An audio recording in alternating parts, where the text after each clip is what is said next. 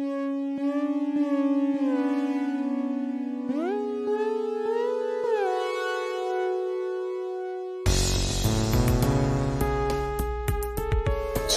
don't do that.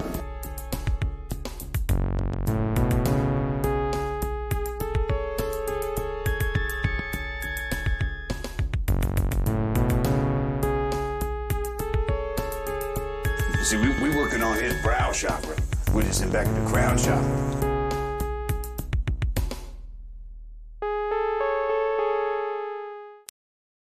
All right, welcome to Waxing the Porpoise.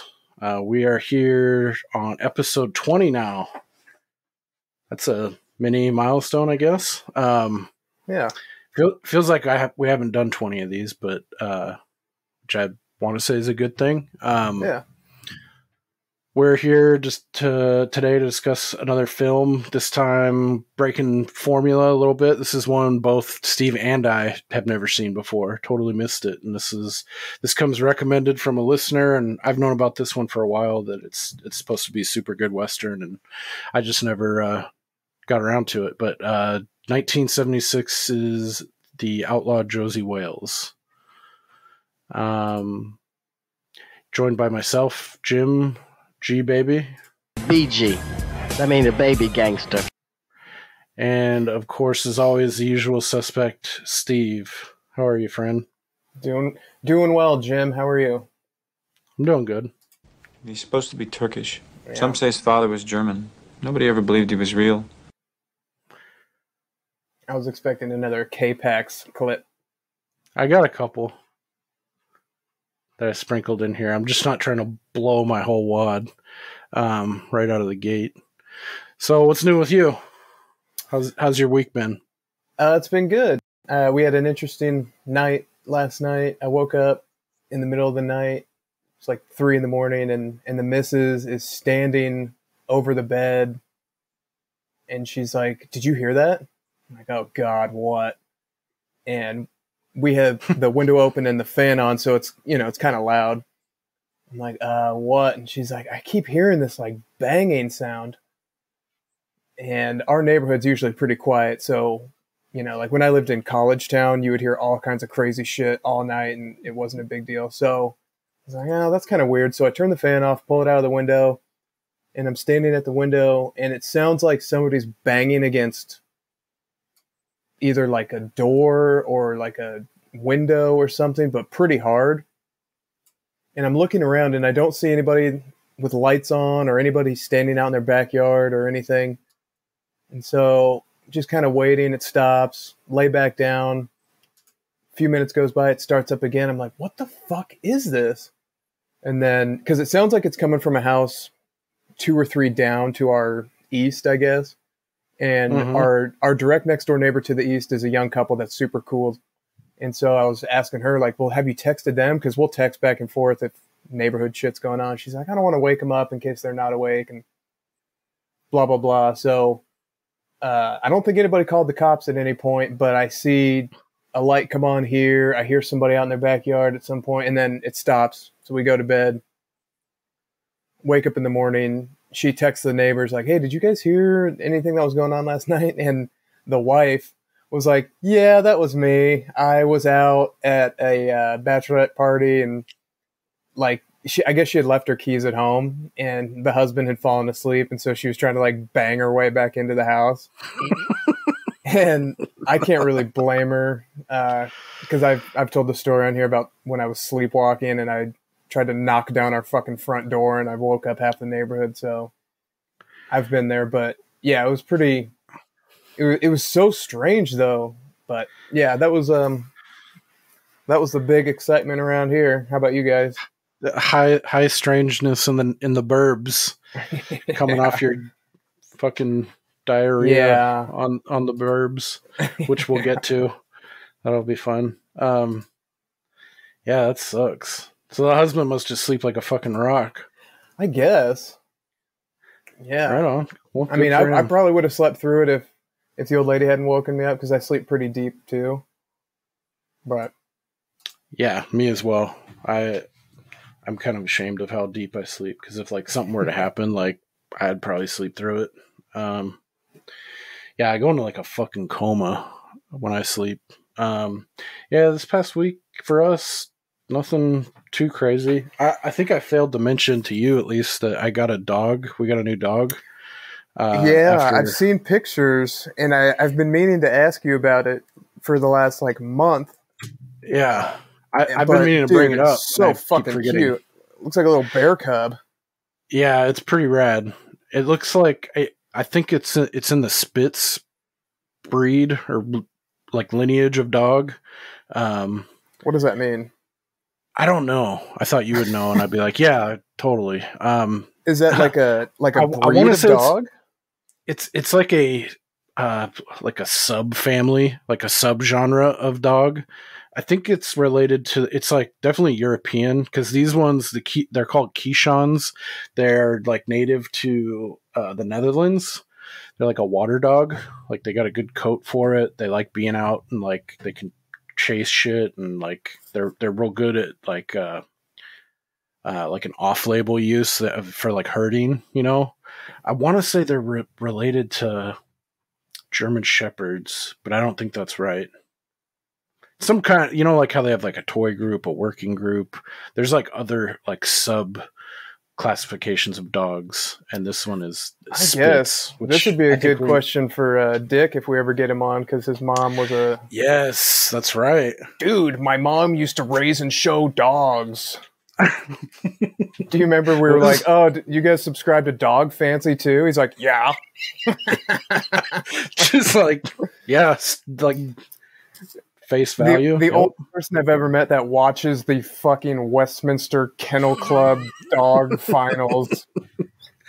If it's on back in the day, I'd flip through it. I'd leave it there for 15 or 20 minutes in hopes of snagging like a unit of a bulldog or like a chow or something, or like a Shar-Pei, something funky looking. But I can't watch that shit. Yeah, I'm sure he watches it like he's watching a ball game. Or a playoff game. Oh, that's bad form. That's going to hurt him in the finals. Yeah. So, yeah, that thing, it's a puppy. It's like 12 weeks old. So I forgot how hellish it can be with a pup. And this one does like to chew. It's very bitey, and its fucking teeth are like needles. How big do you expect it to get? I think it gets like a smidge, like a scotch bigger than like say a fully grown beagle. So I guess a shade under like a flea's dick below a medium sized dog. Okay. Kind of a tweener. Like a little baby bear. Yeah. Well, maybe throw up a picture on the Insta MySpace or whatever. Yeah. Yeah, I'll share one on the socials. Her name's it's a girl, and my daughter was very adamant. She pushed back against my wife hard, and she was like Gloria. So the dog's name is Gloria. So that's fun. You guys probably like old lady names for dogs, don't you? Yeah, we were going through a bunch of them, and I was pulling for Opal or Esther. Hey, Mildred. Yeah, exactly. Esther, one of only 2 books of the Bible named after a woman. Can you name the other? Yes, it's Ruth. The answer is Ruth. Darn it. We should do like a Bible episode one of these days. Like to get into like... You're not into it? I just think because I went to Christian school for a long time growing up, but I am losing some of that knowledge. Like before, if there was like a Jeopardy category that was Bible shit, I would just absolutely run Clean a house. train. Oh yeah, but now it's like, fuck, I'm just losing it. I haven't been keeping up on my devotionals and Bible study. Yeah, I thought it might be interesting to like test your knowledge on some of like the more like esoteric like kind of stuff on the periphery, like the Book of Enoch and shit like that, the Watchers, the Nephilim. Yeah, that stuff's like not really in the Bible though, right? Isn't I that know, part of? but I thought though by being like kind of being raised in that world, like if you'd have, just like there's an Not as underbelly or an yeah, undercurrent, not as much as the more like mainstream stuff that they teach you, just because they just pound it in your head over years and years of being in Christian school. But yeah, that could be fun. I mean, dude, there's a lot of pretty wild Bible stories, and I mean, the story of Esther's a pretty cool story too. There's sneaky Jewish, like there's an attempt to like wipe out these Jews, and Esther is secretly Jewish, and yeah, it's an interesting story. She like becomes the queen or some shit by pretending to not be Jewish, and then the king's like right hand man is like, hey, we should kill all the Jews, and then she's like, hey, I'm Jewish, and the king's like, well, henchman, now you're dead, you're dying. Yeah, on the gallows that you built to kill Jewish people. Yeah, I think that could be cool. I went to a Christian school like haphazardly, like when my mom was like on a like, I want you to be like safe and like have the best shot. Like, yeah, so go hang out with these you Catholic adult men. Nowhere safer on the planet. No, I went to I did like 2 years at an evangelical school, Christian school, and then I broke my leg, and this place had stairs. Like, this is before the days of like having to be like have everything accessible. And like, they were these big cement stairs, and they were like 3 and 4 stories high, and that's where some of my classes were. And I couldn't, like, I had a cast from ankle past the knee. I broke my leg real nasty, so I wasn't able to get up, and there was no elevator. So the alternative was I went to a Seventh-day Adventist Christian school like mid-year for like 4 or 5 months. And they taught some wild shit. And like, I got like this book that they had there. It's called the National Sunday Laws. Have you ever heard of this? No, I went to a Seventh-day Adventist school for a year or two, but aren't they like Saturday church people? Or yeah, they believe like that the Sabbath is Saturday, like everyone else has got it all wrong, like that's just one of like the kooky kind of little quirks of their denomination. They're the no dancing people too, I think. I can't remember because this is like right before 8th grade, so like half of 7th grade year I went there. So a lot of the shit, I mean, I can't remember any of like the religious teachings really. I had a teacher in 2nd grade, old ass bitch. Her name was Miss Wrinkle, and she used to play the accordion. And what you're picturing in your mind right now is exactly what she was. Sweet lady, dude, a wrinkled old lady. Yeah, Miss Wrinkle playing an accordion, a wrinkled instrument, and her name is Wrinkle. That's awesome. That's like the trifecta. Yep. Right on. Yeah, I think that might be cool. Like specifically, like bringing up the National Sunday Law. Maybe I'll try to shoot you something off air because that's just wild. Like they get into like some weird shit railing against like Catholics and like how the papacy is like sacrilegious because like they invoke like the Pope is like not a god but higher than humans. So it's they call out like it's like idol worship. Same thing with Mary too. It's like you're not anything but people treat. That could be an interesting topic. I will give a quick shout out to the Jehovah's Witnesses, some of the nicest people on earth. Are you being facetious? No, not at all. They're super nice. Really? Yeah. Yeah, I mean, I hope I don't burn any bridges that I already haven't, but I have some family members that are on my dad's side that are Jehovah's Witness, maybe TMI, but they are super fucking nice. But once I got older and realized what the religion was and everything, it's like, dude, that's fucked up, man. Like, sorry. That shit's, I lump it right next to like Scientology.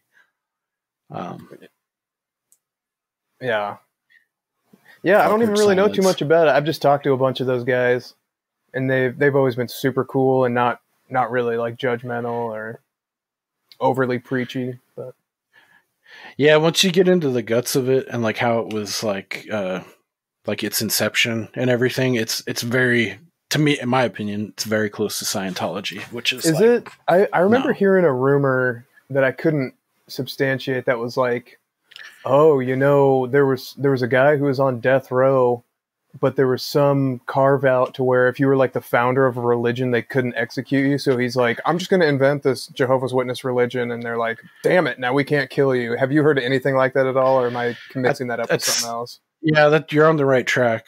Not that I'm an expert in it, but I think that is a big chunk of it. My wife fucking knows a ton about it, and she caught me up to speed one day, and I was like, oh fuck.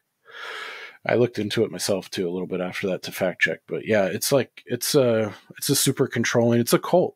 That's all it is. It's a straight up cult. They don't do blood transfusions, which is strange. Yeah, they have a lot of stuff that kind of like they don't do birthdays. They call it or any holidays. They call it anniversary. They have one holiday that they call anniversary every year. So you don't have a birthday. You can't play sports. You can't do any kind of competition type shit. But anyway, yeah. Now that we are fully off the rails. Yes. I think that could be a cool, because we could go off on some cool, funky tangents too. I will say, if you're over 8 years old and you're one of those people who celebrates your birthday, don't. I think it's fine. It's not like, when you get in your 30s, you're sending out invitations and fucking, but it's like, it's a nice day. It's just like a Father's Day or a Mother's Day. It's like, okay, I get to kind of relax today and just leave me alone. And I'm going to get a round table pizza. Oh, but you don't have round table out there in Midwest hell, do you? I know. Yeah. I think they cut you off right around Nevada. It's about as far east as it goes. Yeah. Bummer. Shocker. Yeah. I didn't realize that when I came out here. I was like, what the fuck? You got to settle for a Godfather's or something. They don't even have those out here. God, I wish. Godfather. Me and my wife talked about this not too long ago. How we were reminiscing on the days of Godfathers. That was just a fucking awesome. You didn't like it? Not a fan? No, I don't remember liking it when I was a kid. Oh, I loved it. Dude, they had a taco pizza. They had a bunch of crazy shit. They had cool like dessert pizzas, and it was always cheap. They had 2-for-1 deals, but okay, let's get into this then. Yeah, anywho. any hoozles.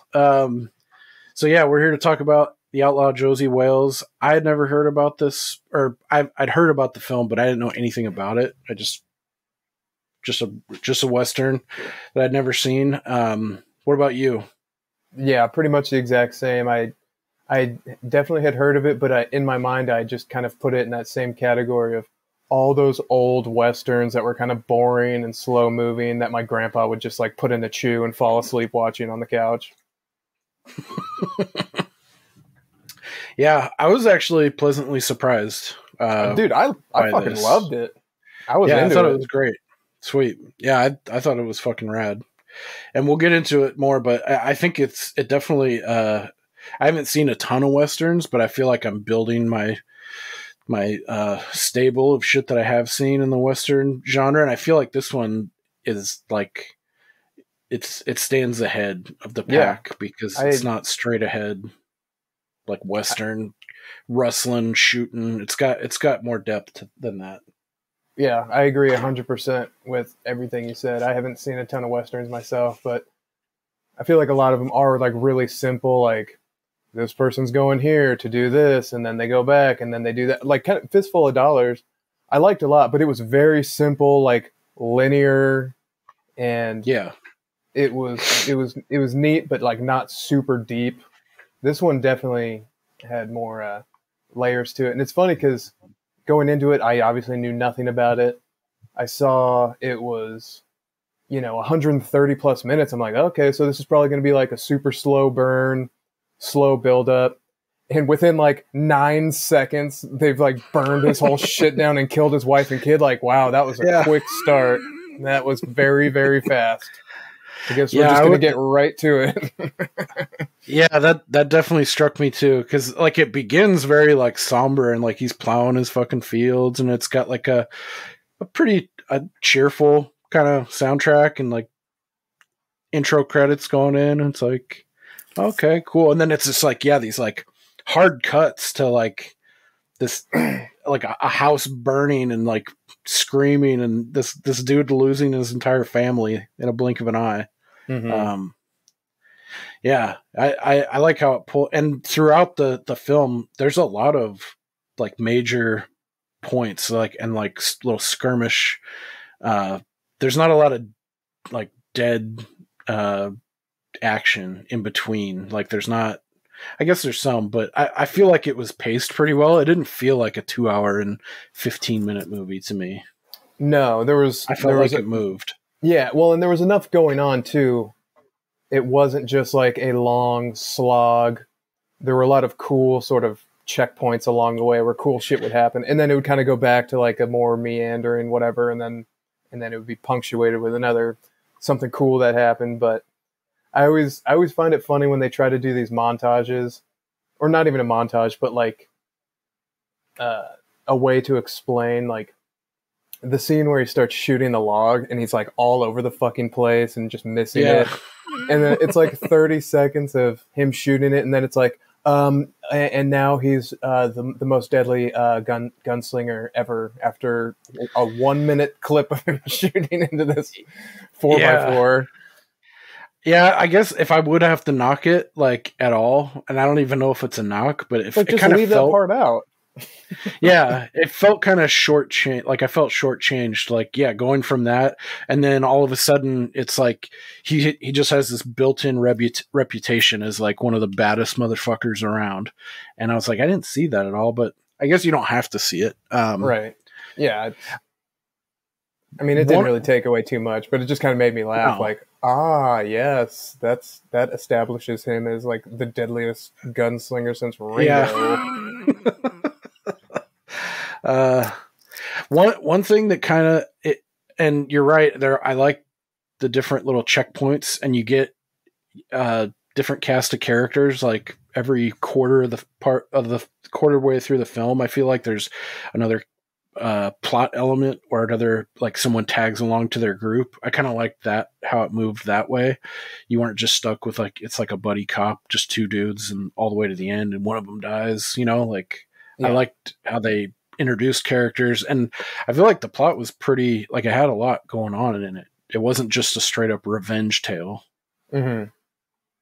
Yeah, there's like the backdrop of the Civil War, and well, yeah, because it started as like, I'm gonna go find these guys and fuck them up, and then it seemed to change gears when he found out there were other people who were kind of fleeing, who didn't want to surrender, who were going down to Texas, and he's like, all right, well, maybe I'll just go do that instead.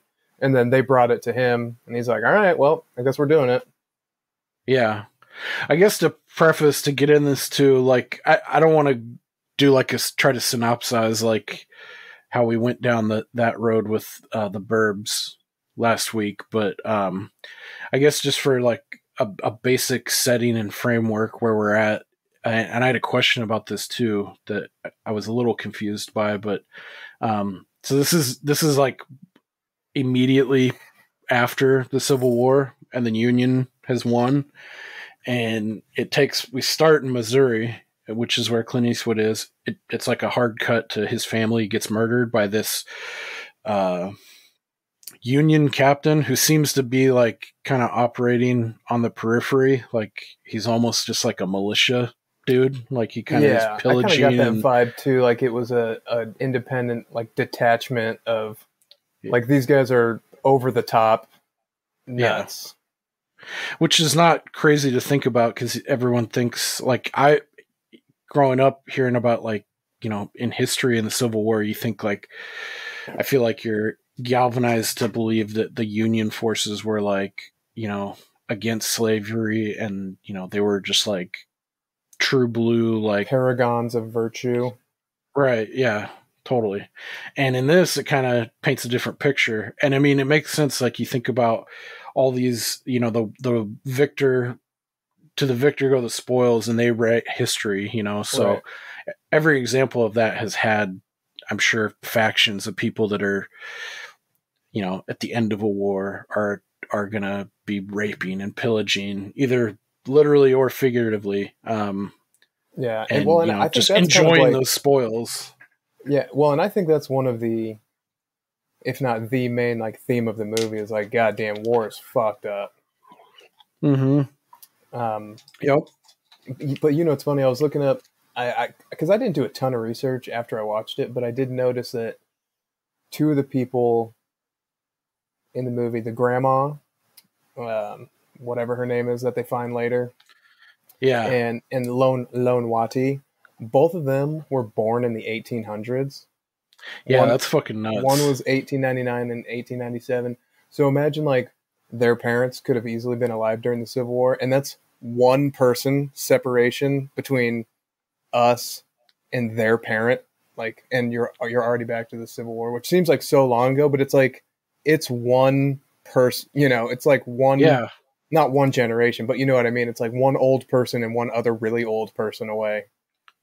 Yeah, I wonder if any of that informed like their characters or the story, like being that close to it, like that old lady, Grandma Sarah. I wonder how much she pulled, like she was able to pull from actual family history, which is nuts. Oh yeah, because I'm sure she had grandparents that would like tell stories. I base that on nothing, but it seems it seems very possible. Yeah, I mean, another example of that too. I was looking. I did a little bit of research too, and I just noticed I clicked on Clint Eastwood's bio, went through some of his stuff, and like he was born in 1930, even later. But to think about that, and he's still fucking alive. Yeah, like dude, that's nuts. Like he was 19 in 1949. That's insane. Like and like all the shit that he's done from that point, and he's still kicking. Like he just made a movie last year. He starred and directed it. Cry Macho. I haven't seen it, but yeah, he's still fucking gigging. I think I haven't seen anything of his since Gran Torino, but I mean, as you do, I think he's losing his fastball a little bit. But I mean, even just to be alive is a feat. Yeah, 90, 91, still making movies. It's nuts. But yeah, so I like that this movie kind of it didn't. I feel like it didn't pull any punches on portraying by portraying the Union soldiers as like human and not these, like you said, paragons of like honesty and truth and valor and all that. So like one thing I was confused by were the Red Legs like, is that what they called that group, or was it just the main dude, Captain Redleg? No, that was what they called, I think, that whole detachment. Okay, cool. So that's who he's after, this detachment of kind of rogue, operating on the outskirts Union soldiers that are probably just really overzealous, and they've won the war. So they're tasked with like going around and rounding up all of the unsavory Confederate types that still haven't surrendered. And so Clint Eastwood loses his family. Like he's just a farmer in Missouri. He doesn't have any dog in the Union or Confederate fight, the Civil War. Although they don't tell you that. Maybe he did fight on the Confederate side and then he just went back home. But the way it portrays it is like he didn't have a dog in the fight, and he just stayed with his family, his wife and kid, and he farmed his land. So these Union Redlegs come in and burn his house down and kill his family. So that's his impetus for revenge, and that's what we start. And then he gets kind of caught up in this after-war landscape, and he hitches a ride basically with these Confederate guys that aren't willing to surrender yet, and they're being hunted down by more and more of these Union dudes that are trying to squelch all traces of the Confederacy. So it's kind of like not really a montage, but like the first bit of it shows them just making their way west to Texas, because I guess Texas is like it seems like an open last bastion for these Confederate types that are not wanting to surrender, but they're kind of done, is what I got. Like they want to save their dignity and their honor, and they don't want to fucking surrender to these Union fucks, blue bellies they call them. Mhm. But they're also done, and they want to get the fuck out and move on. So I think the next major part is this leader of the Confederate dudes that Clint Eastwood is now in. They surrender because the main dude's like, I'm done. I don't want to fight anymore. And he's like, the Union guys are saying if we turn in our arms and we swear loyalty to the Union, they won't kill us. They'll give us food and they'll send us on our way. So they do that. They get double crossed. These Union fucks like pull out a Gatling gun out of that's very similar to that scene in Fistful of Dollars. I was thinking the same thing. Yeah, I was like, oh, where have I seen this before? But yeah, they just mow down Clint Eastwood's whole, like all of his buddies that he's just been going through months of like, guerrilla warfare, like hit and run kind of shit against the Union guys. They all get mowed down except for like two or three dudes. And it's cool because immediately, like, then Clint Eastwood jumps into another one of these fucking covered wagons that has another Gatling gun and starts just trading fire. And he fucking mows down like 30 dudes, like right off the bat. I was like, oh, dope. This is awesome. Yeah. Yeah, you do love to see violence on that level, that's for sure, especially when it's justified. Yeah. And then he befriends the kid. Kid seems nice, doesn't want to go.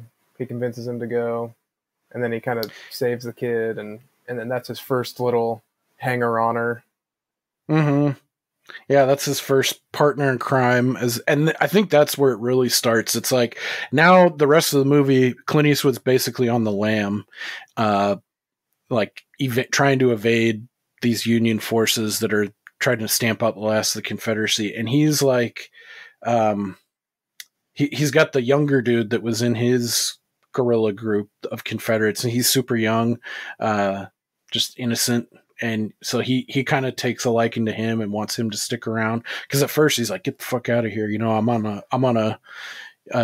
playing a zero-sum game. Like I'm going to just try to finally find that main red leg fucker and kill him, and then I'm done, but he befriends him and they pal around for a little while. So then, yeah, it's really him on the lam the rest of the movie, and his legend is like, it feels like every so often, like they're talking more about Josey Wales, like his legend is building, and he is straight up just badass. He's quick on the draw. He's like smart. I like in this, it's a contrast to his other films like High Plains Drifter and all three of the Man with No Name movies. He doesn't have a lot of dialogue at all, whereas this one he has a fair bit, which I enjoyed. And one of my favorite parts of this is kind of halfway through the movie, they ferry a river, and it's held by this long ass rope and like a barge. So you get on one side, you hang onto the rope, and then you pull yourself across on this barge to get across the other side of the river. Well, so they cross, Clint Eastwood and his homie, and then the Union guys, there's like fucking, I don't know, 10 or 15 of them on horseback, and they can see them. They're across the way. So they get on, and about halfway across the river, you see Clint Eastwood get his fucking rifle out with this crazy dope, like sniper scope. Like it's like the same length of the fucking rifle. And I can't, what's the line? He says, he's like, you can't shoot all of those guys, And he's like, no, but he's like, he says something like you ever heard of a Missouri boat ride? Yeah.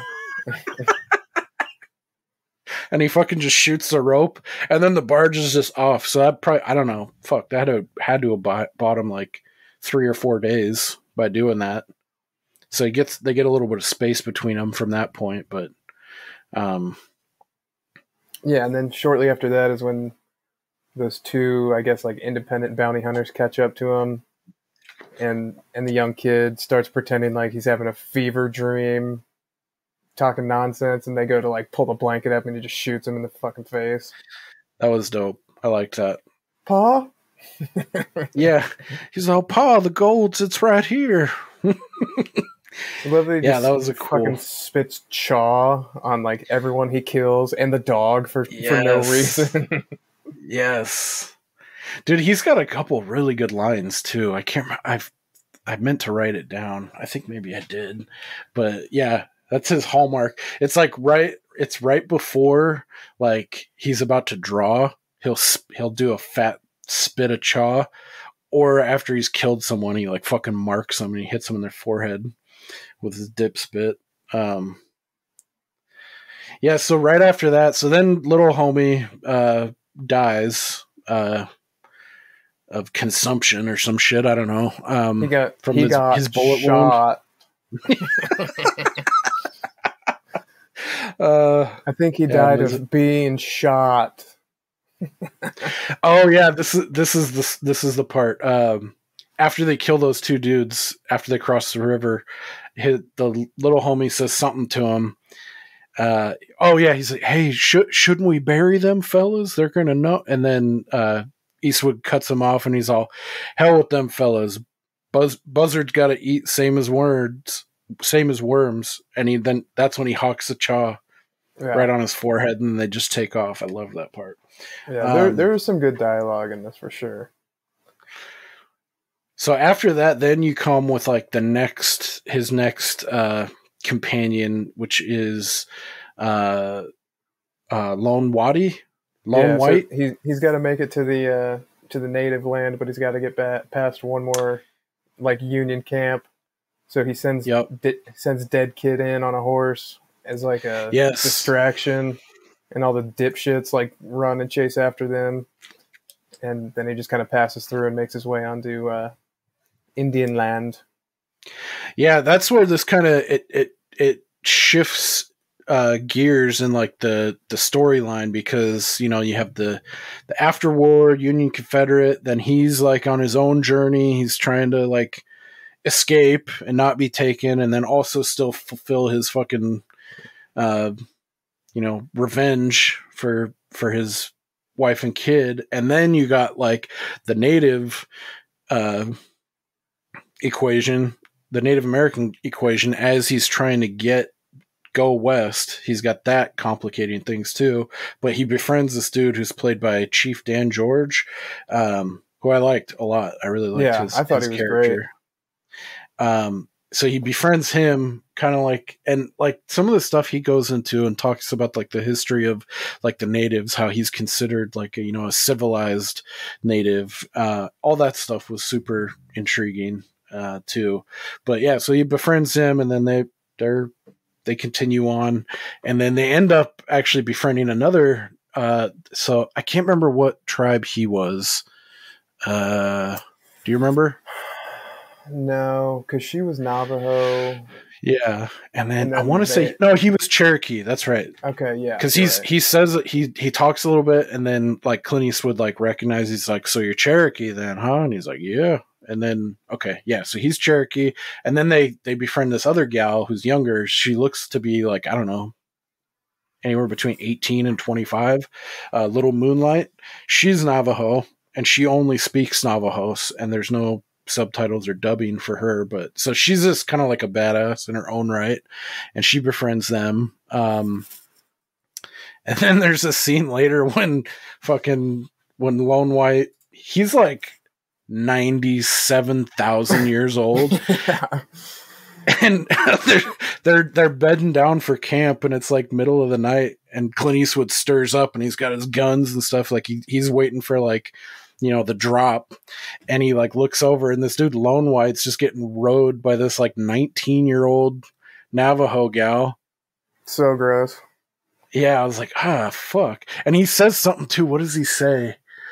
Fuck. I can't remember what he says too. Either. He's like, "Oh, I guess I'm not that old," or something like that. Oh yeah. I'm just like, dude, he puts the cherry on top, like, yeah, that was a little off-putting, but anywho, disgusting. Yeah. So yeah, then they make it through this part. They find an old settlement, or no. This is, I guess, the next. Yeah, the trading post. That's where they get Little Moonlight. the Navajo gal. So after that, I think the next major part. Well, and is that's where when he smokes two more guys who know who he is, and then he spits on their face, and yes, it's awesome. Dude, that part was so awesome. He's like, "Give me the butt of your guns, you know, so you don't try to draw me or something." And he does, and Eastwood draws him out and flips him underside and fucking just that was awesome. I knew it. I was like, "Oh, dude, you fucked up, buddy. He's gonna flip those around," and that was awesome. And also, meanwhile, the Redlegs that are still looking for him, they have now enlisted the help of his former captain or whatever, like whoever the leader of the Confederate unit was, that was like, guys, let's just go surrender, everything will be fine. They were like, no, we're going to kill everybody, and now you're going to help us find this guy. So they'll check in with him every now and then, and he's pretty much telling him, like, don't go after him, he's going to fucking kill you. He doesn't say it, but one of my favorite phrases that I know you'll love is he's basically telling him to leave well enough alone. Yeah. And he's like he's like the quiet hype man for Josey Wales, like, because throughout the movie he's like, yep, like he explains like how he's already 10 steps ahead of you, or you're gonna walk into a fucking, you know, you're gonna be fishing a barrel if you do that, you know. I was just gonna say, his voice is so wild too. He talks like a TV newscaster, like, he will be going south. Do you recognize that guy from anything? His name's John Vernon. I don't know. I got a pretty heavy, like, Jonathan Frakes vibe from him. Yeah, I get, with the beard he does look different, but I always remembered him from, he's the like the headmaster in Animal House. And so he's clean shaven. Yeah, I could take it or leave it. I know that's probably a hot take, but whatever. But yeah, he's well known for that, for being the headmaster in Animal House. He's got some really piercing, like, baby blues, you know, and there's a couple scenes where you just see him from the nose up, like at the end in the bar when he's like, he's like that. It's that fucker. Because they portray it like at the beginning he's just trying to do right by his men, and he gets fucked over because the Union guys, you know, pull the switch on him and kill all of his men, but then they keep him alive. So, you know, throughout the whole thing, Josey Wales could be thinking like, oh yeah, he was a turncoat, like he had everyone killed, he fucking for money or whatever, you know, or just to save his own hide. So there's that kind of back and forth that I feel like I guess there's resolution at the end, but I thought it was going to play out differently. But anyway, the next main part is where the gal, Grandma Sarah, the old white gal who's the old with bitch. her daughter. Yeah, is that her daughter? I think it's her granddaughter. Yeah, because she says she's talking about her son, and I believe she says, like, that's his daughter. Okay. I missed that part. But so they were stagecoach. They're moving west to Kansas or Texas. They're also going to Texas, but they're coming from Kansas, and they're like talking shit about Missouri, and they just were. Yeah. She was not a very nice person. No, she was not a nice lady, and she kind of, like, that's another part of this that was really fucking raw. Like, I was not expecting, like, when her stagecoach gets fucking ambushed by these Kansas Jayhawk fuckers, red leg sympathizers. It shows them do some really, like, fucked up shit. And it looks like they have some, like, mercenaries or, like, conscripts, because there's some Mexican dudes, or like, it just looks like a motley crew of just, like, pirate type fucks that ambush them on the road. And so the granddaughter, actually, too, point of order, her name is Sandra Locke, which is one of Clint Eastwood's. I don't think he ever married her, but I think he had kids with her, and he dated her for a long time, like many years. But yeah, and he was in, like, I think 6 or 7 films with her throughout his career. But I think this is the first. This is when they first met. And I actually have some. Yeah, that's right. I have some interesting trivia that we'll get to at the end about that. But yeah, that scene when they ambushed that stagecoach was, like, pretty hardcore, man. Like, Well, when they like first find the granddaughter in the back of the wagon, and they all just like freeze, and you can tell like, oh god, there's like 20 dudes they just have one thing on their minds, and please God, don't show it. Yeah.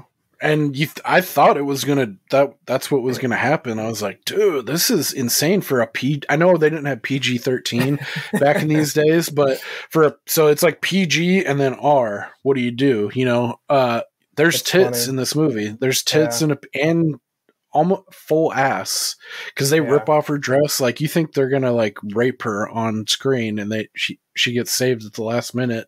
When they're like, if you want to rape somebody, go rape the old lady. Like Jesus. Go get the old granny. We can sell her for a donkey at least or something. I was like, God damn. But yeah, like they stay on like the grandma, like their whole caravan has been massacred, and it's the grandma like with dirt and like blood, and like there's fire raging, and these fuckers are hooting and hollering and drinking booze, and like it's a very like intense scene, and the grandma's sitting there wailing, like crying and like like I wasn't expecting that for like how like intense that part was. But so they get ambushed, and then of course old lone whitey fucking he's up there trying to get a peek on what's going on, and a rock falls down this hill. So Clint Eastwood's like, fuck. So they join the fight. They take out every single one of them, like 17 dudes. And then, so now we have new companions, and that's like the rest of the story. I kind of thought the rock dropping was intentional, because then because then Clint Eastwood comes from the other side and takes him from the front, and then Lone Waddy gets the last like stragglers from the backside. But maybe I'm just reading more into that than was actually there. That's fair. It definitely could be. The only reason I took it that way is because Lone Waddy he's like trying to get a peek, and this rock, like I guess you could see it like he did it purposefully, but he just looked like a clumsy old fucking man. Yeah. And the rock fell down, and then he comically slides down super slowly, like, oh fuck, like down the backside. And then I thought like Clint Eastwood like looks over at him and gives him like a gruff like, ugh. Like, I wanted to wait for this, but maybe I'm just seeing something that wasn't there. Yeah, you could play it either way, but either way, the result would have been the same. They fucking take out everyone surgically. So that's, for the rest of the flick, that's our group, is old grandma, Laura Lee, the granddaughter, Eastwood, Little Moonlight, and Lone Waddy. So they finally make their way to Grandma Sarah's son's, what was it? Something Sierra Rio something was the town. Yeah. Rio Verde, or I can't remember where the fuck. They said it was outside of Blood Butte. So they get there, and she's hyping it up like, oh yeah, my son said Santa Ria. Santa Ria, there you go. Like, yeah, they got fresh water and plenty of deer to hunt, and like he's got the spread and everything. And they get there, and it's almost a ghost town situation. Like it sounds like the silvers have been mined, like all the resource and the business has just left the town. So it's this one saloon with like 5 people in it. So they make their way through there, and then they finally, I think it's the son's like homestead. Yeah. And that's where they set up their like base of operations. Like this is the last castle. And then I liked the conclusion quite a bit, actually. I thought it was going to kind of be kind of by the numbers, and I guess it is to some degree, but yeah, it's basically they fall back to their last position, and then they fortify, and they have all these guns, and they all know where to be, and you finally get your last. Go ahead. Sorry. Yeah, I was just gonna say. So, the group that raided the Kansas family were these like scumbags who would sell like booze and guns to the Comanche Indians. They called them Comancheros. Right. So then, right around that time, you first see the Comanches, and it's like, oh shit, we're gonna have to deal with these guys at some point. So when they get to the house, they're sort of fortifying everything for an impending fight with them. Mm-hmm. But the part where he goes to like make peace with 10 Bears, I thought that was like one of my favorite parts of the whole movie. Like that was such a cool dialogue back and forth. Yes, and I want to try to pull up some of the quotes because because right before the last stand part, they kind of make camp at this place, and then they realize, they're kind of straddling like native land, and there's these Comanches, Comancheros, and they don't trust the white people at all, and they've so Clint Eastwood basically for them to stay there and try to carve out a living, whether he lives or not, he's got to kind of make peace. He's got to break bread with the main dude, is this dude 10 Bears, who's the leader of the Comanches.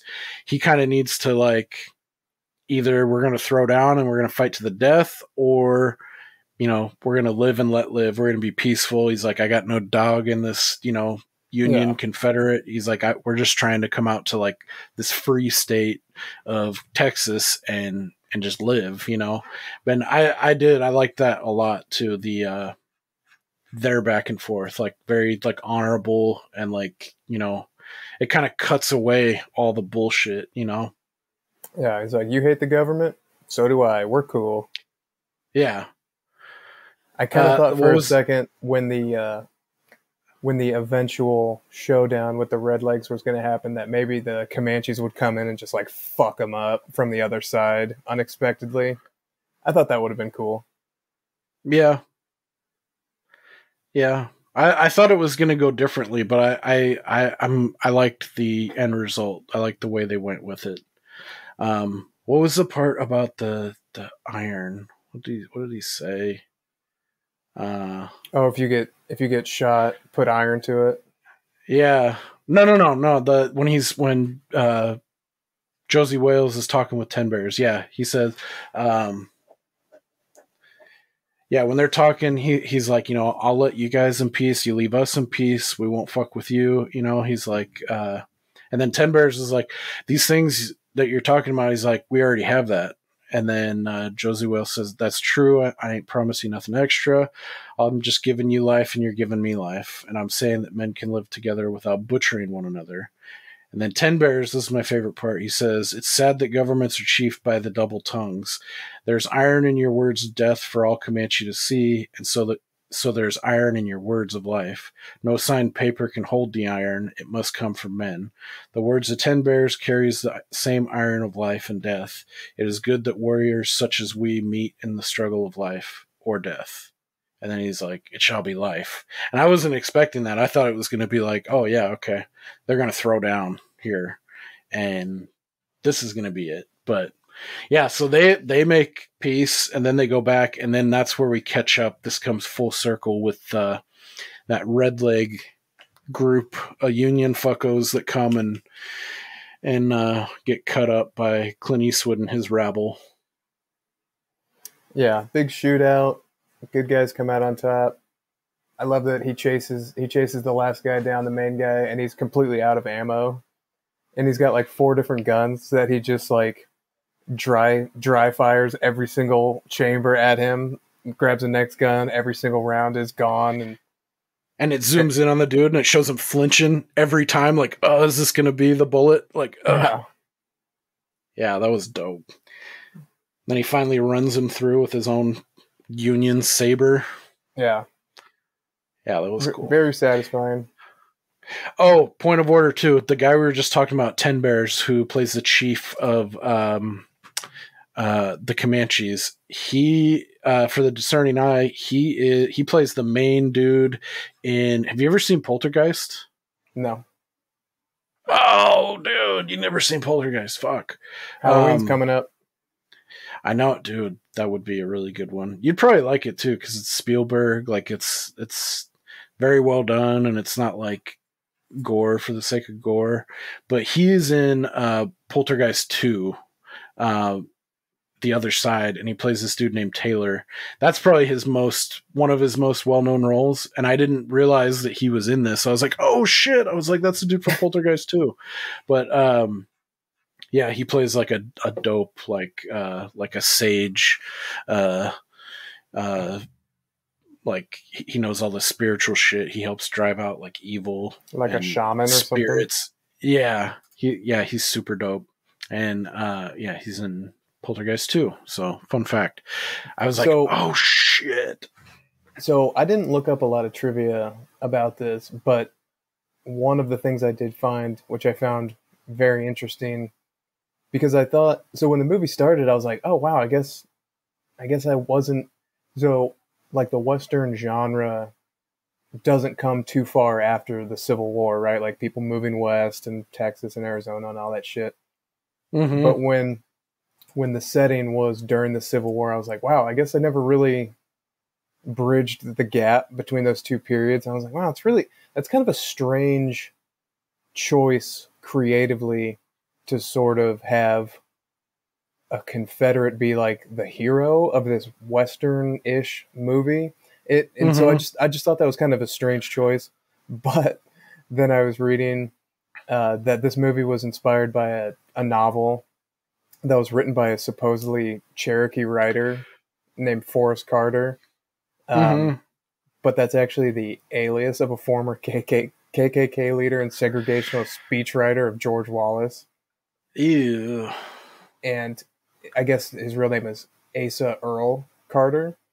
And I guess one of the only reasons why his identity was exposed as being a fraud was in part due to the success of this movie, and people were looking into it like, oh wow, who's this interesting Cherokee writer who wrote this book? And I guess the original title was The Rebel Outlaw Josey Wales, and then later retitled Gone to Texas. So interesting. We got a little bit of a Liz Warren situation on our hands with this guy's like, no, I'm Cherokee, but I'm gonna write this as like a pro-Southern weird, it's just such a bizarre set of circumstances that when I read that, like, okay, that makes 100% more sense now. That's crazy because Clint Eastwood is like staunchly anti-racist, like, believe it or not, despite the films that he's made. I wonder how that sits in his craw that he knew that him finding that out later, because he directed this too. Well, the only other fun fact I found is it has to do with how he actually became the sole director of this movie. This ties back to the Sandra Locke deal. So it's kind of confusing and really convoluted. So I will go pretty simple. If you want to go deeper, that's fine. But it sounds like cool. Him and the director just really kind of butted heads, and there were incidents of like the director wanted to do something and Clint's like, nah, we're just going to do this, and would like have them film the scene before the guy came back and was like, fuck it, we're going home. And then it sounds like Clint was able to convince either the producer or somebody like, fire this director, I'm going to do it. Yeah. And I guess the Directors Guild got all butthurt and passed a new rule that they named the Eastwood rule, which prohibits an actor or producer from firing a director and then personally taking on the director role. Imagine like a coach of a baseball team, like, get this pitcher out of here, I'm going in. Yeah. But yeah, I thought that was really interesting. He's like, I'm going to do it. And I thought he did a great job. I wonder how much of the movie has like directorial fingerprints of the previous guy versus Clint Eastwood, like how much of it changed, because it didn't seem like two distinctly different styles, Yeah, it felt pretty fluid and or not fluid, but what's the word I'm looking for? Like homogenous, it seemed continuous. It's not like if you were to tell me that happened in the middle of them making From Dusk Till Dawn, I would say like, oh yeah, I can see that. It seems like two completely different movies that are just like mashed together. Yeah. This one was it flowed very well. Like it didn't feel like, it's like a carousel. It goes up and down and around. It's circular. Feeling the flow. Yeah. So to piggyback on that too. So I guess according to biographer Mark Elliott, part of the acrimony between Eastwood and Philip Kaufman, the original director, was the result of both men asking the female lead, Sandra Locke, out to dinner on the same night. And we know how that worked out because Eastwood ended up being with her, shacked up with her for like the next 15 years. And then it says several members of the cast and crew were actually unhappy with Eastwood and felt that Kaufman had done a lot of the work for which Eastwood later took credit. According to them, it was Kaufman who had chosen locations, costumes, and casting The Chief desert. Dan George. Yeah. Oh, yeah. Did you know some of this was filmed in Oroville? Nuh-uh. Yeah, swear to God. Huh. There's another fun, really weird piece of trivia, too, about Oroville. Where the fuck is it? What a shithole. Well, if that's what they were looking for, they found it. Yeah, so this was filmed primarily in Utah and Arizona, but it was also filmed in Oroville. And fun fact, too, so it says, I don't know how this piece of trivia is in here, but so Clint Eastwood and Sandra Locke stayed together at an unremarkable hotel in Oroville, California, when production had moved there in November of whatever year that they shot. On Thanksgiving night, post-coital, Eastwood suddenly and unexpectedly leapt out of bed, threw open the hotel room door, and standing stark naked for the world, shouted, "Sweetie, I love you." Yeah, Isn't that's that fucking weird? That's the crystal meth talking.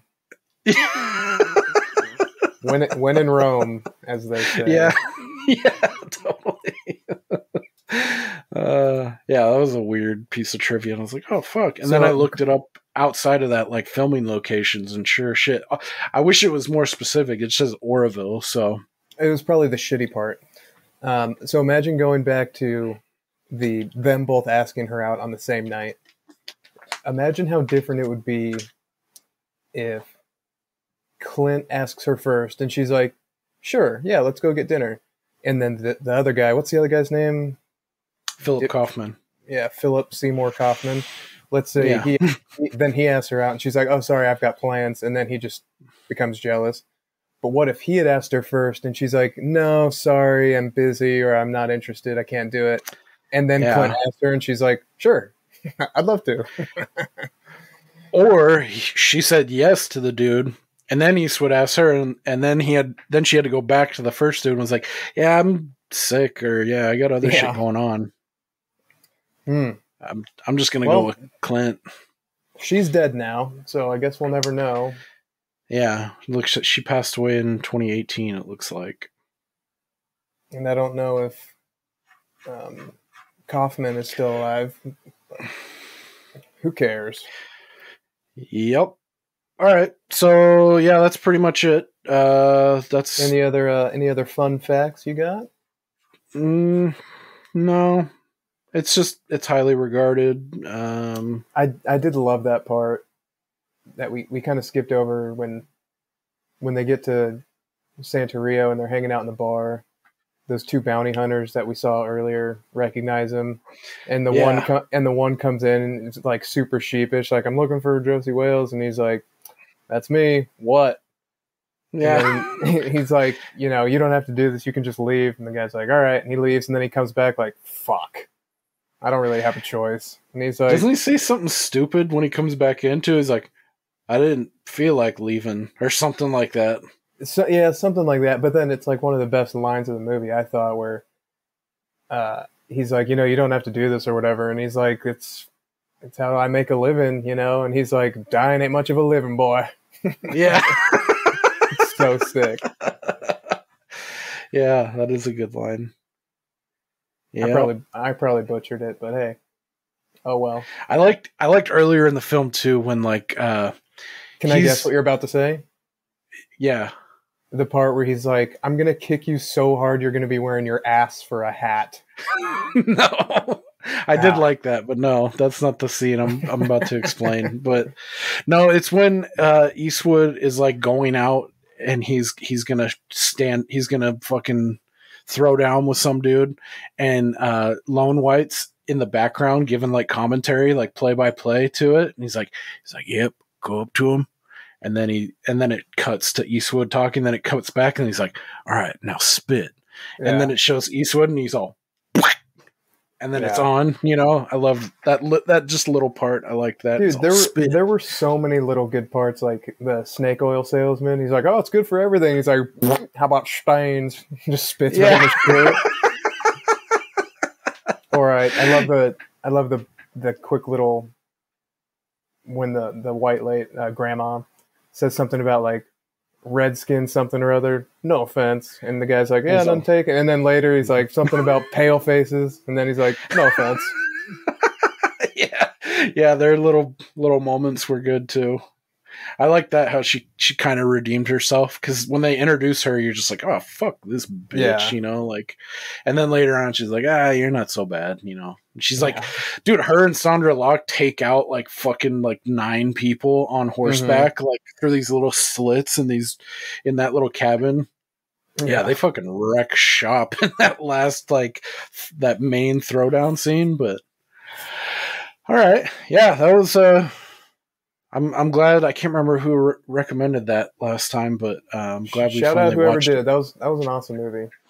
Yeah, that was dope. Yeah, like towards the end of it, I was like, God, I wish it would just keep going. You know, it was such a cool story.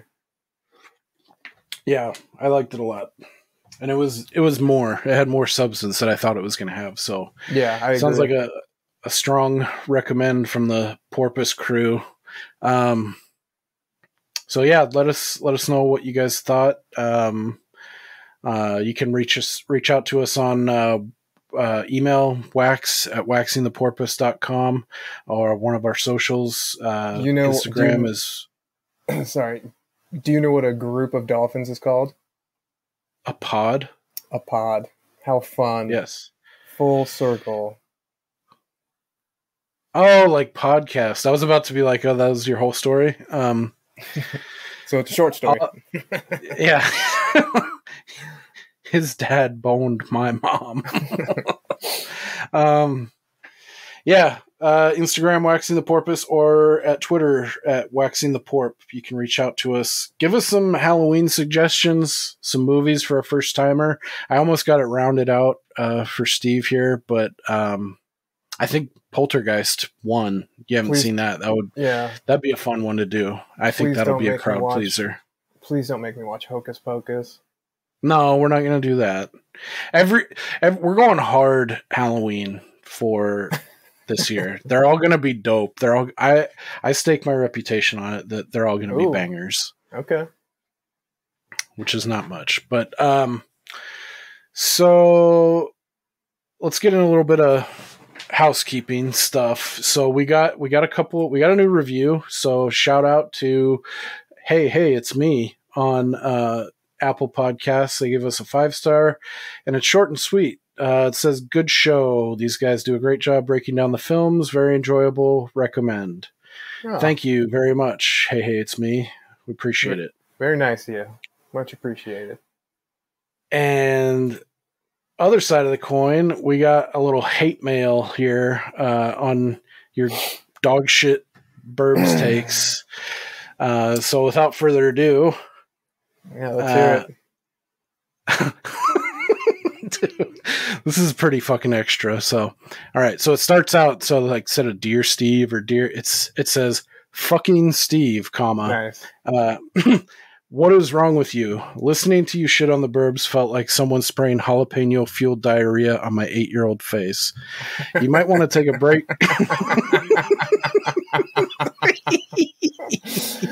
Oh, that got me. You might want to take a break from counting cards and start counting all the stiff dicks dropping loads on your tight ass, my friend. Oh my god!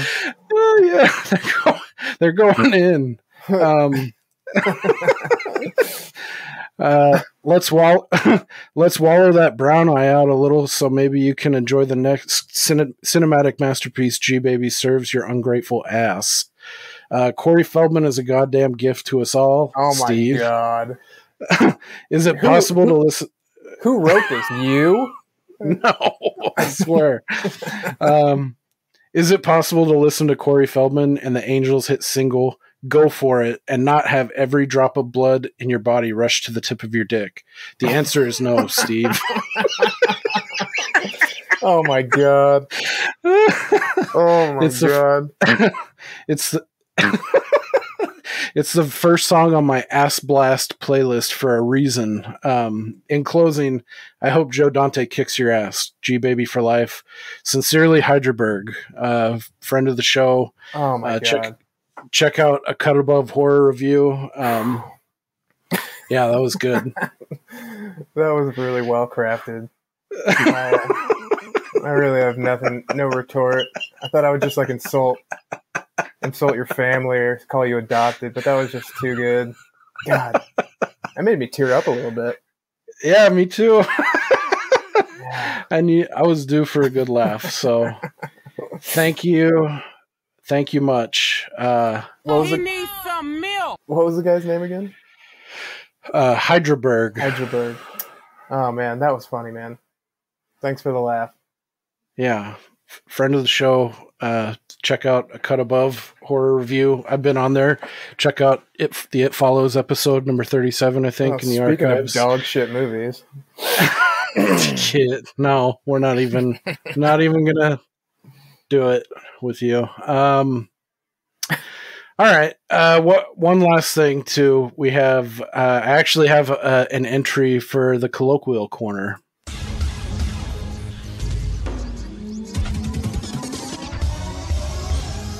Welcome to the colloquial corner. I think I ought to turn that down a little bit, or make it longer. Okay, so this is a slang term. We're going international this week. This is one I've heard in the past too, and then I thought of it again. Like, oh fuck, that would be a good one. So, have you ever heard the term crack? Like, it's spelled Craic, and it's in a sentence. It'd be like, "Hey boys, what's the crack? What's going on?" No, never heard that. No. So it's.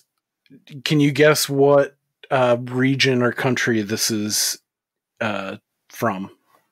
What's the crack? What's the crack? I'm trying to make an inference based on the way you're saying it, and I'm not really getting it. Yeah, my accent of what this region is probably comes more across as like Jamaican, but I don't know. My first guess is that it would be something like in the limey, like the weird Cockney, like I can't even think of a good example where they do like that word association replacement, like that's not it, but you're on the right track. So this is Irish, Ireland. Same shit. Yeah. So it's kind of like, you know how another one that it just amuses me, and it makes me curious, like just like the stark difference of, you know, like British people when they say, like in America, you know, you see someone and you're like, "Hey, what's going on?" or "How's it going?" or "What's up?" And in Britain, they're like, "All right."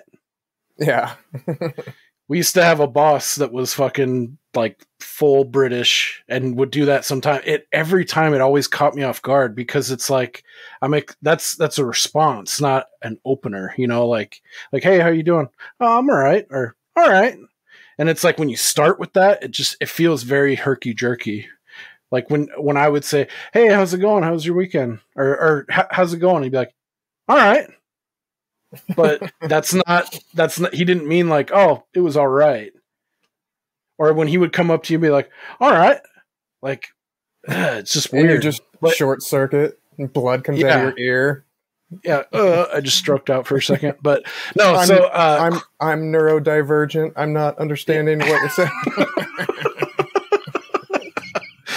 So crack is Irish, and it has many different meanings. It's like, I like this about it too. It's very malleable. It's kind of like the word fuck. Like, you can use that for anything.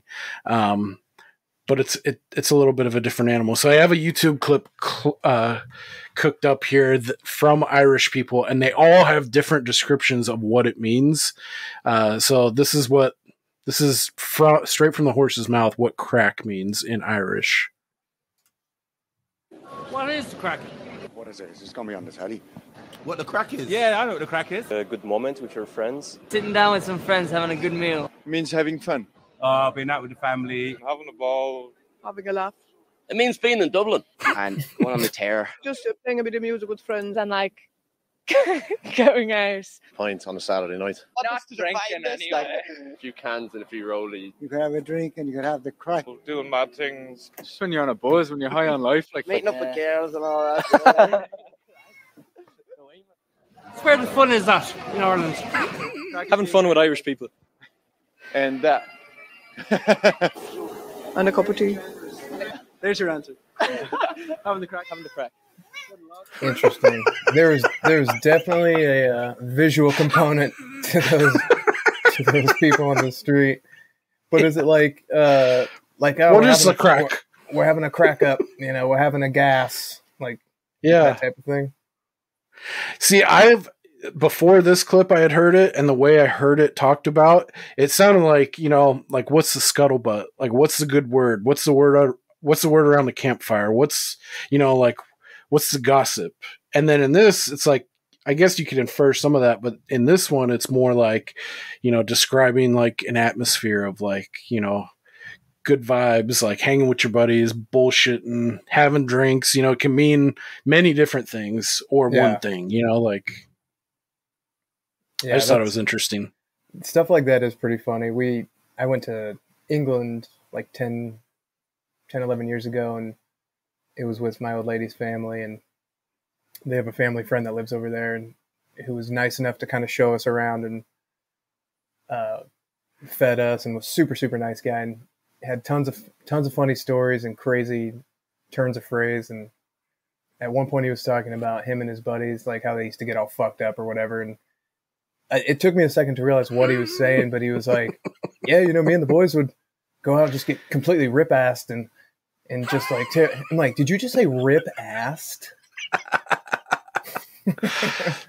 I still remember that. That was one of my favorite sayings that you brought back from there for getting pissed or just bombed. Yeah. We just get completely rip-assed. Like, whoa. Chase, don't do that. All right. Another fun one. Yeah, that was good times. I really liked that review. That was fucking great. I needed that. So thank you again, Hydraberg. Yeah, that was hilarious. Oh, let's talk about next week real quick here. So I have, I kind of tried to plot out the next 2 months because I've been hyping this and I'm getting fucking psyched going into September and October just to turn it up to 11 on horror. You're excited. I am. I'm super excited. So I wanted to go into like an unexplained kind of bounce back to that formula, but and we can talk about it further, but I feel really good about this lineup. There's a couple maybes I have in here, so we're still fielding any suggestions anybody's got for us. Let us know. So tentatively, this is what I have starting. So this would be, we would release next Thursday, September 1st. So I have through September 1st through October 27th, we got 9 films here. And I didn't run any of these by you. I guess we could just do it rapid fire and let me know if you've seen any of these before. Let's see. First one I have queued up, I'm pretty jacked for. This is dope. The Mothman Prophecies with Richard Gere. Have you ever seen that? Nope. That's a good one. I think that would also, although I think Christine would be a good one to swap out. I think that'd be a really good first one, actually. So what do you think? Christine's on Netflix right now. You want to watch that? Sure. I've read the book. No big deal. Did? No big deal. I mean, I assume it's the Stephen King adaptation. Yep. Okay. Yep. Directed by John Carpenter. This is actually a new one on me. I watched this for the first time last year because I was like, oh, Christine, fucking murderous car, blah blah blah. I was like, that sounds dumb. It does sound pretty stupid. I remember liking the book. Dude, I fucking loved the movie. And this is a side of like later in life, I watch more and more horror. I become more of a John Carpenter fan. And even knowing that he directed Christine, I was just like, yeah, that's not my flavor. That's not for me. Like a murderous car. And, so I just never watched it, but I watched it for the first time last Halloween and it fucking knocked my socks off. I loved it. Okay. All right. So I think that would be a good one. All right, so I got Christine, Mothman Prophecies, In the Mouth of Madness is another John Carpenter, and it's stars Sam Neill. Jurassic Park. Yep, he's awesome in it. I think this would be a cool, kind of a mind bender, and it's kind of, I'll leave it there. Scout's Guide to the Apocalypse. I know you said you hadn't seen that one. No. Night Watch. I don't think you've seen that one. That's with Ewan McGregor, a young Josh Brolin. Phantasm Deuce. That's a definite. Have you ever seen Beetlejuice with Michael Keaton and Alec Baldwin? Isn't Winona in it? Winona Ryder. I might have seen it as a kid. I have no memory of it at all. Okay, I think this is a good Halloween one. This one's really fun too. I love Michael Keaton in it. That one we should plan. We should get shitty for that one. Have you ever seen Trick or Treat? Not to be confused with Trick or Treat from 1987. This is from 2007. I haven't seen The Godfather. What do you think? Okay. And then have you ever seen Halloween 3? Season of the Witch. I've seen a lot of the Halloween, Friday the 13th, Nightmare on Elm Street, but I couldn't tell you for sure if I've seen that one. So Halloween 3, this is easy because this is the only one without Michael Myers in it.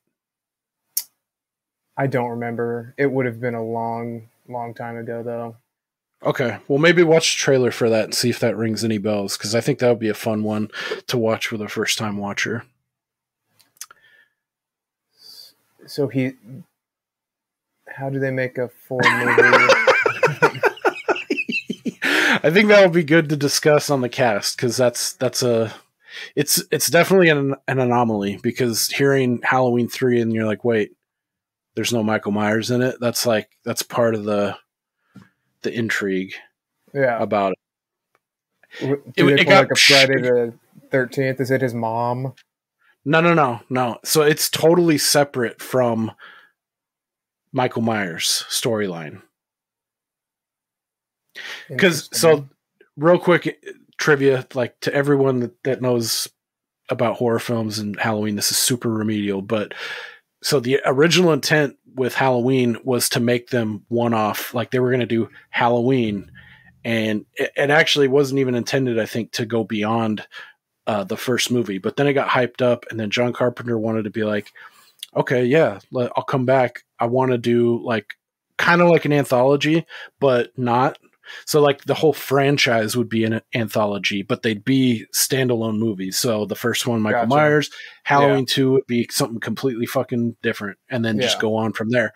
But the popularity of Michael Myers, The Mask, Halloween, the studio basically fucking shoveled more money than John Carpenter could say. And I think it was part of like a contractual kind of, they had him by the balls kind of thing. So he's like, all right, fuck it, I'll make this. Yeah. And then I could be getting this wrong, but I think the third one, he was like, but okay, then for the third one, you got to let me do what I want to do and do a fucking different story. And then he did that. And then people fucking shit on it because they're like, where's Michael Myers? Where's fucking Michael? Yeah. But so through the years, it's become more and more respected and like on its own merits, like as its own story without Michael Myers. And it's become a cult classic. I really like it. The soundtrack's fucking banging. It's got a funky, weird story. Tom Atkins is in it, which I don't think you have any experience with, but I think you'll like him. It's a fun one. And I think it'd be a great, like, we'd be releasing that October 27th. I think that would be a really good cap for spooky season, especially for a first timer. So that's the tentative schedule we got. So for now, we're gonna be let's plan on Christine. That's on Netflix right now. It's from 1983. It's a banger. I fucking love it. I'm psyched to watch it again. Okay, sounds good. Alrighty, well that's gonna do us here for old Wax in the Porp. Thank you for joining us. Keep the reviews coming in. Let us know what you like, what you don't like, and I'll go count the dicks. What was it? Busting in my ass or jalapeno diarrhea shit in my face. Yeah. Oh man. Yeah, that was fun. I wish somebody would needlepoint that entire thing to me so I could hang it on my wall. Or put it on one of those like inspirational posters where it's footprints on the beach with like the sunset. Just underneath your live, laugh, love. Yeah. That'd be world's largest needlepoint. Oh, it would make me laugh every time though. All right. Well, maybe we can commission someone. Alrighty. Well, that'll do it for us. Thanks again for joining us, and I'll see you when I see you, and we'll see you later. Bye.